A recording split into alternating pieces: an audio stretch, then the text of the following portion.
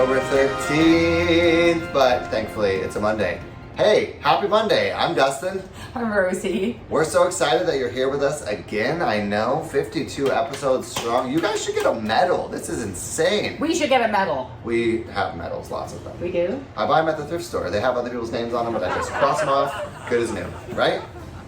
So, welcome back to another fun, exciting episode of Monday Mix-Up. Again, I'm Dustin. And I'm Rosie. And we are continuing with our A through Z acting information series. And this is part 2. So we're going to go to what letter is the second letter of the alphabet? Oh, let me see. B. So we're going to go with B, and that's creating a backstory. Yep. Every good story has a backstory. Every good character, unless they were just born yesterday, has a story that they're bringing into the scene. So how do we create that kind of a backstory? How do we become that character?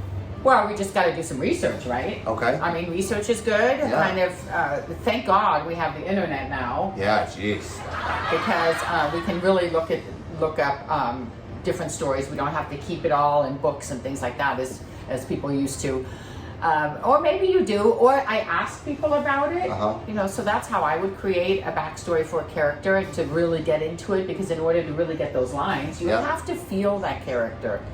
It becomes you. Sometimes remembering that maybe that character is exactly just like you already, so you have to dive into your backstory. Ooh, that's spooky too, because sometimes your backstories are a little bit wild and crazy. And you know what the fun part is? Sometimes I get cast for things and I'm thinking, why did they cast me for this role again? Yeah. And then I realize when I'm saying the lines and everybody is there, it's a perfect role for me. Totally. And sometimes when people are writing these stories, and you're friends with writers, producers, all this kind of things in the industry, they're writing the story for you because they know. I had that experience once where a director called and said, hey, I wrote this short film and one of the characters is you. I wrote it for you. You want to play the part? And I was like, well, yes! I think I kind of have to because you wrote the story for me. Yeah, that's an honor. Yeah, it's pretty cool. When somebody says that. And but I was recently had a part where I had to be kind of a bitchy mother. Stretch for you, I'm sure. Pulled it off really well. Didn't have to do a lot of retakes. Yeah, so with that, creating a backstory, it's important to do a lot of research, and just like Rosie had said, it's important to do that research, and with the information that is out there, there's no excuse for not diving a little deeper, because everybody else is trying to get those parts too, right? Yeah. So they're diving deep, Yeah. and it doesn't take much, from internet searches to having a few chats. I mean, you can watch everything on YouTube. Just type in like, what does a psycho cousin feel like? And they'll be like, whoa, buddy. And so, you can do your research. But it's true. And I think when you do your research and you have that character in your head, or you have the information, it shows through your eyes. You don't even have to do anything. Yeah. There's none of this. When you really click with those characters, it should come very naturally. Right.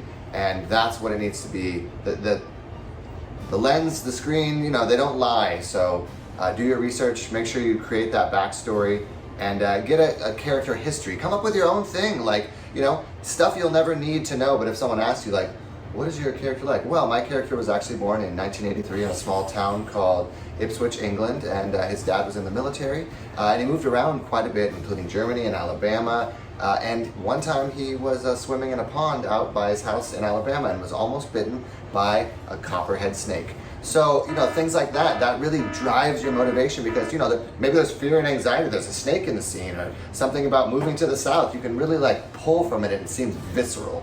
So, So what's your motivation? Get a good history, do your research, and make sure that those characters have a backstory so that it really is authentic. Yes, and that's what I would say too. So it's authentic. So now we've gone through the audition part. A. And the backstory part. B.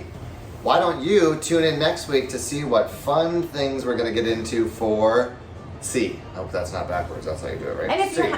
and if you have anything to comment or add, we would love to hear from you. So, like you always say, thanks for tuning in.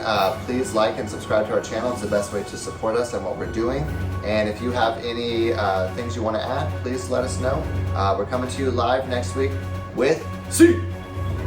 See you later. useless. Have a good week.